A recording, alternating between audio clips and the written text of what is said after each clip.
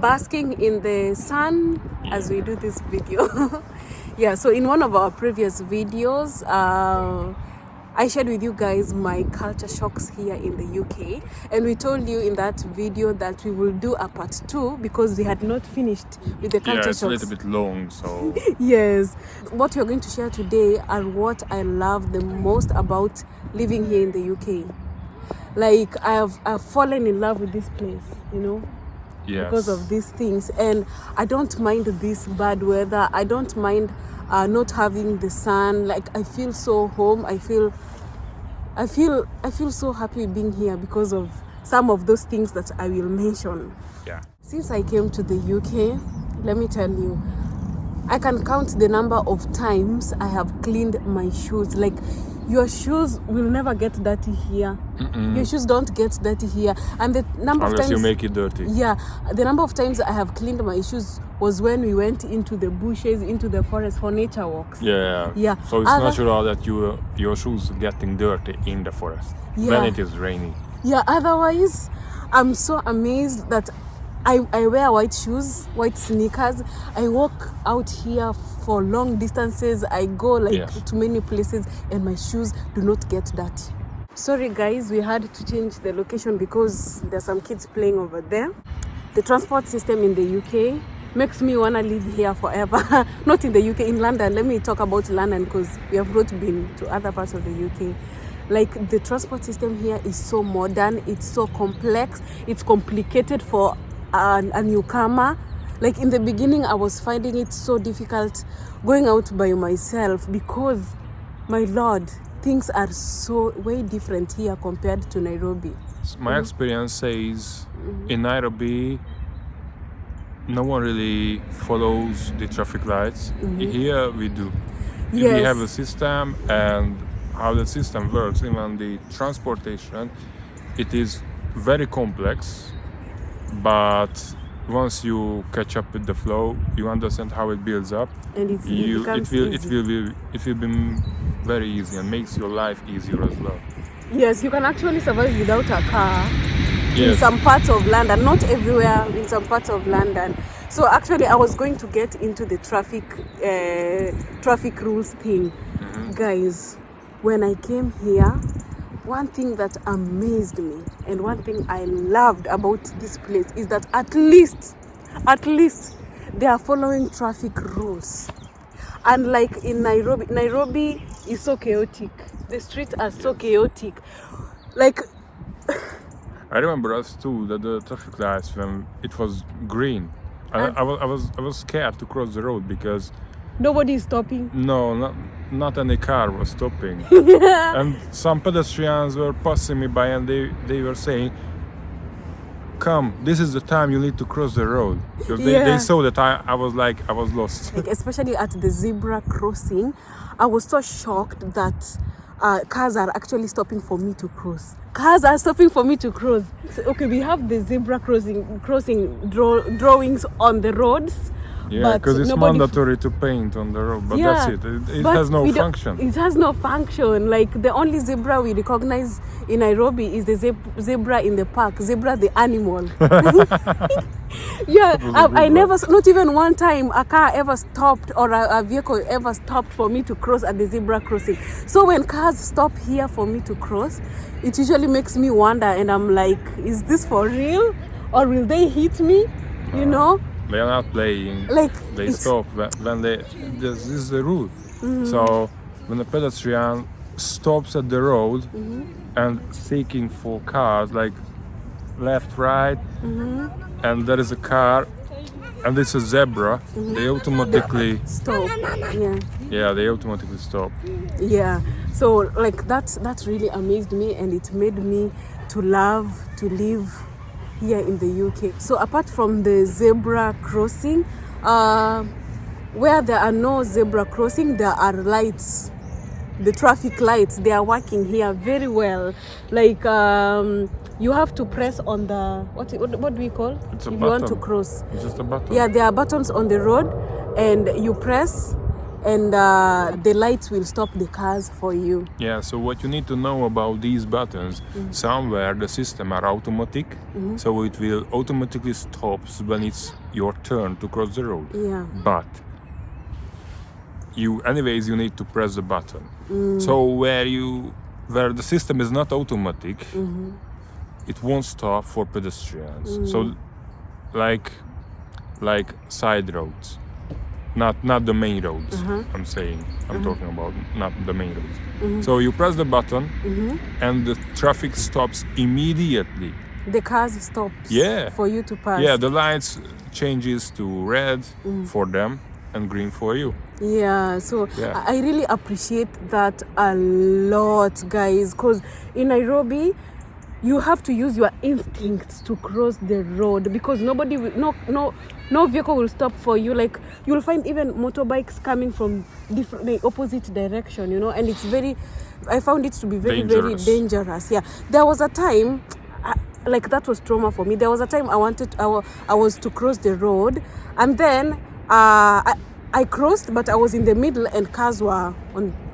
It was a two-way road, so I wanted to cross. So as I just stepped into the road, I couldn't go back. I had to continue going, and I got stuck in the middle of the road. And no vehicle was stopping for me. I remember doing this to the driver, to the cars coming, that I want to cross, please let me cross, because cars were going this way, others were coming this way, and I'm in the middle. I can't move. I panicked. Like, I wish we could just have this, you know, people would just follow traffic rules even in my country. Like, that is where I give my country it is very dangerous. Yeah, it's very dangerous. And so how we cross the roads in Nairobi is we come together. That is where Kenyans unite when they want to cross the road. We come together, and when we are a big number, a crowd of people, that's when now we cross the road, because at least cars will see you are many and they can't hit all of you. In the UK, at least pedestrians have rights. Yes. Yeah, they have rights. Another thing that I realized, guys, the transport system here in the UK runs on time. At the bus stops and at the train stations, there are screens that show you the next bus when it's coming, where it is going to. They just don't come randomly. They show you when the next train is coming, when the next bus is coming, where it is going to, like all those details. So I really love that a lot. In Kenya, we are freestyle. We don't run on time. For the buses, there are no conductors. For those who don't know what conductors are on the buses, the conductor is the one who fills in the bus and collects bus fare. Here in the UK, there is nothing like that. They pay things digitally. They have cards, or you can pay via tapping your phone. What is it called? NFC. Yeah, so when you get into the bus, for example, you tap there's a machine at the driver, near the driver. You tap your card or you tap your phone. So it is a contactless reader, or you buy paper ticket at the station, and that's it.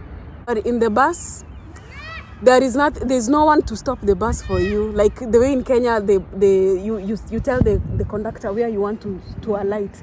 Here, you press a button in the bus. So if you don't know where you are going to, the bus will just continue going. You'll just sit there the whole day. But there is screen, and the next bus stop usually written which bus stop.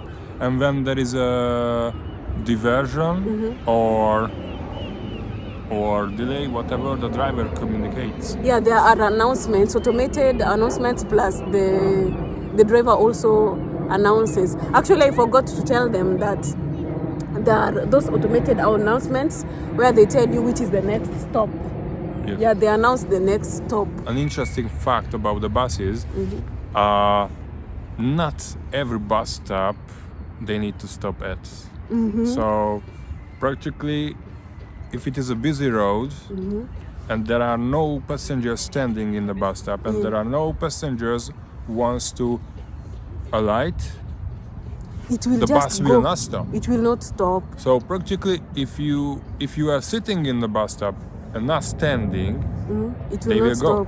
You need to walk there, walk to the stop, and wave to the bus to stop. Yes, I realized. That used to be an old method in Kenya, like of stopping the bus by waving. Here, it is a thing. The first time I went out on my own, I didn't know that I'm supposed to wave at the buses to stop. Wow. So I stood there. I was reading on the screen, the next bus that is going to my destination is coming in 2 minutes. But then I will see the bus coming. I'm standing there. I'm expecting the bus to stop, and it wasn't stopping. I stood there for like 30 minutes. I had to call him to ask him, like, am I at the right bus stop? And then he told me, you need to wave at the bus for it to stop. Like, that thing really shocked me. That's an old method in Kenya.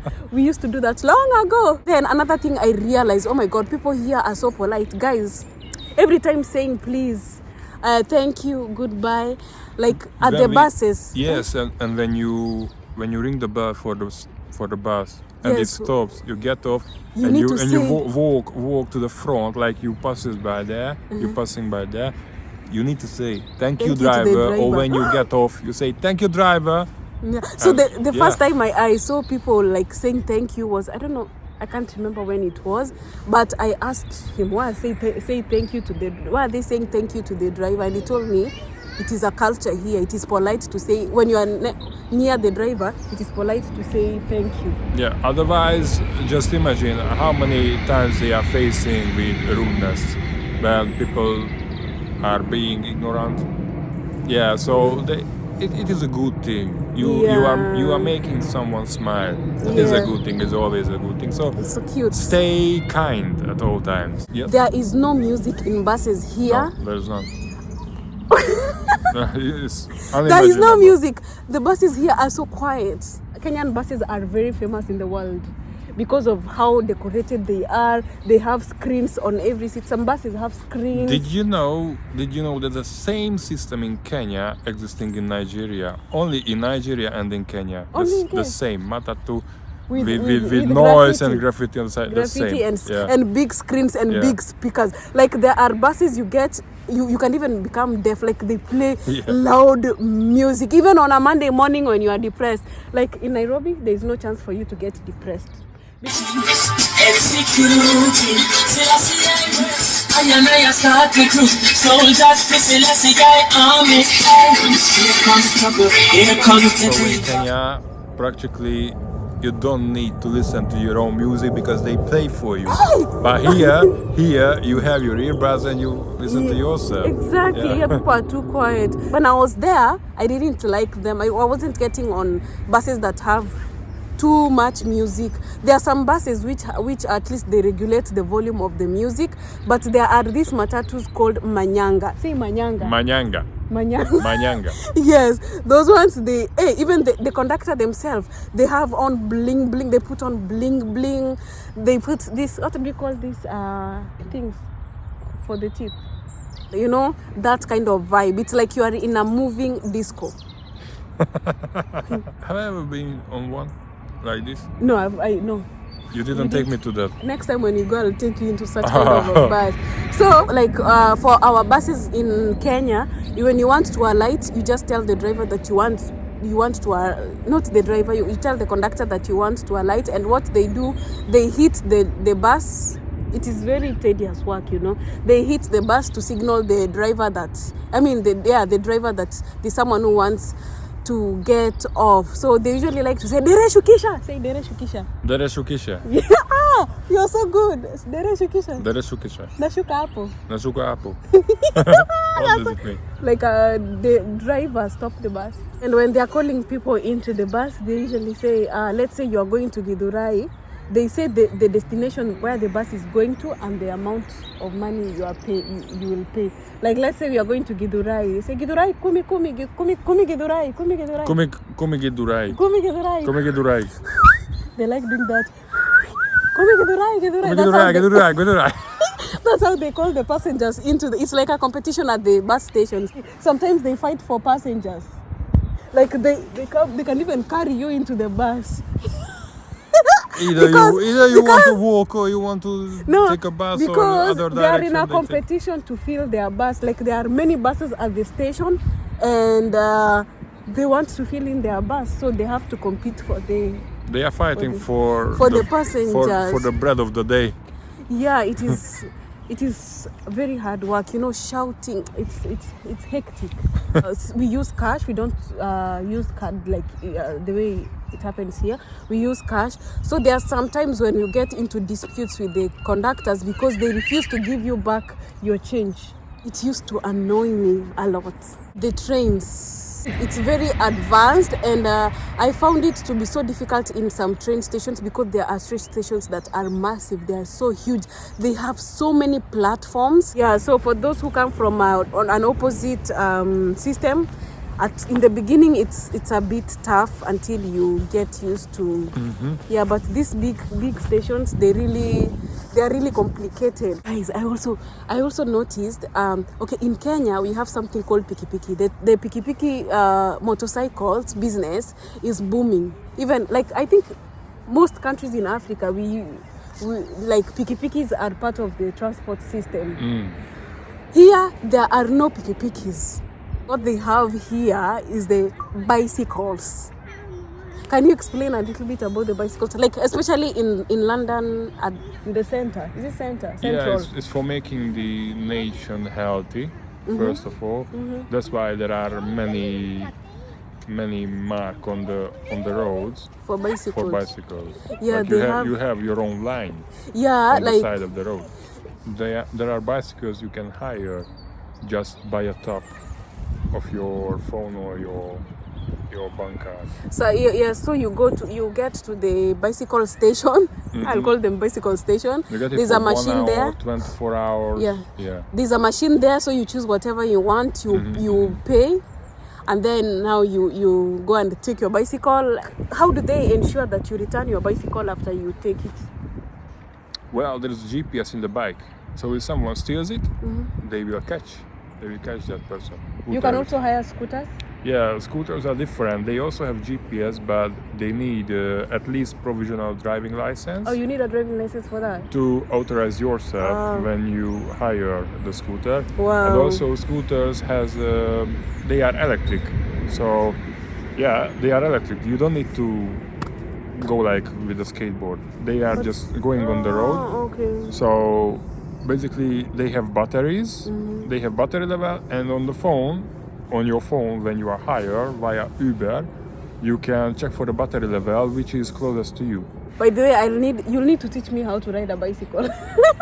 Again, it's necessary. The third time. Yes, I forgot. I taught you 2 times already, and before I taught you, you already knew how to ride. You will teach me. I don't know. I forgot.